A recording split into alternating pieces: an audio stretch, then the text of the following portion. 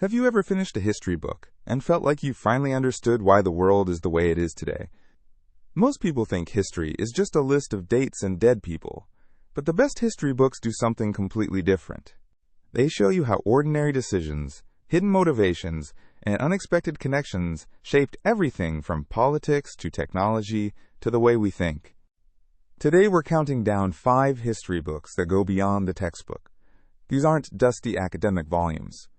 These are page-turners that rewire how you see cause and effect, power, and human nature itself.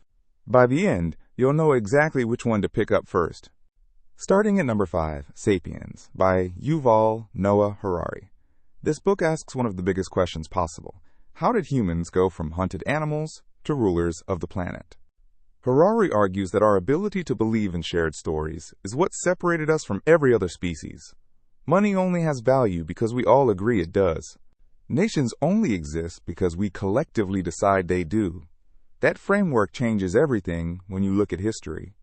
You stop seeing nations and empires as natural or inevitable and start seeing them as powerful fictions we all bought into. Readers often say this book makes them rethink what's real and what's just a story we tell ourselves. It's perfect for anyone who wants the big picture narrative of human civilization. Someone who asks, why did things happen this way more than what date did it happen? Number 4, The Silk Roads by Peter Frankopan. Most Western history books center Europe as the main story. Frankopan flips that perspective completely. He shows how the real center of the world for centuries was actually Central Asia, and trade routes that connected China, the Middle East, India, and Europe were the real engines of change.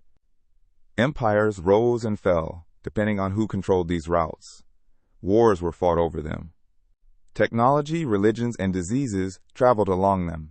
Once you see history through the lens of the Silk Roads instead of European power struggles, you understand why certain regions matter today, and why some conflicts go back further than you thought. It's essential reading if you want to understand why the world's power centers are shifting back toward Asia, or if you're curious about why the Middle East has always been strategically important. Number 3, The Killer Angels by Michael Shara. This one is a novel, but it reads like historical narrative nonfiction. It's about the American Civil War. But instead of dry military facts, you're inside the heads of the generals, soldiers, and leaders as they face impossible decisions. You feel Robert E. Lee's sense of duty clash with his doubts. You understand Joshua Chamberlain's transformation from a teacher into a soldier willing to die for a principle. What makes this powerful is that it shows you war isn't abstract strategy on a map. It's individuals making choices that ripple across millions of lives. Readers often say it's the first time they truly understood why the Civil War mattered beyond just American politics. It teaches that historical understanding comes from empathy, from imagining what it felt like to be there. If you want history that touches your emotions and stays with you, this is it. Number 2, A People's History of the United States by Howard Zinn. This book deliberately flips the traditional American history narrative on its head. Instead of focusing on presidents and famous generals, Zinn tells the story from the perspective of the people who are usually left out: enslaved people, Native Americans, workers, women, and ordinary citizens. He documents how much of American progress came from ordinary people fighting against powerful institutions, often against the official story being told at the time. It's a corrective lens. The author argues that what we call progress often meant suffering for someone else, and that real history is full of resistance that textbooks ignore.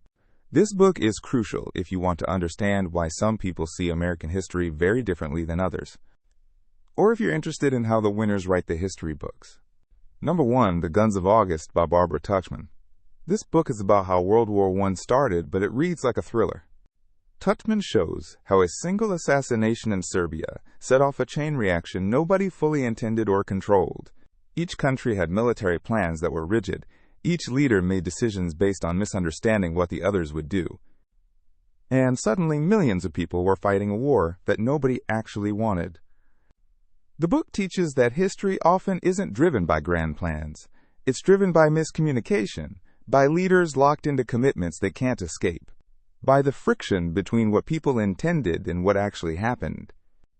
Readers often describe it as the moment they realized how fragile civilization actually is, and how catastrophe can happen, not because evil people planned it, but because good people made logical mistakes. It's perfect if you want to understand how geopolitics actually works, or why complex systems can collapse. So what do all 5 of these books have in common? They all treat history not as something that just happened, but as something that explains why your world exists the way it does right now. They all show that history isn't boring because it's about the past. It's fascinating because it's the key to understanding the present.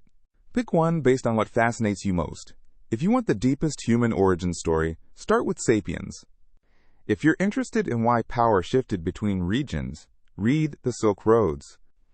If you want the emotion and moral weight of history, pick The Killer Angels. If you want to challenge the standard narrative, read Zen. If you want to understand how the modern world almost didn't happen, read Touchman. There are links to all of these books in the description below. Which one are you most likely to pick up first? Let me know in the comments. And if you're hungry for more book recommendations that actually change how you think, subscribe to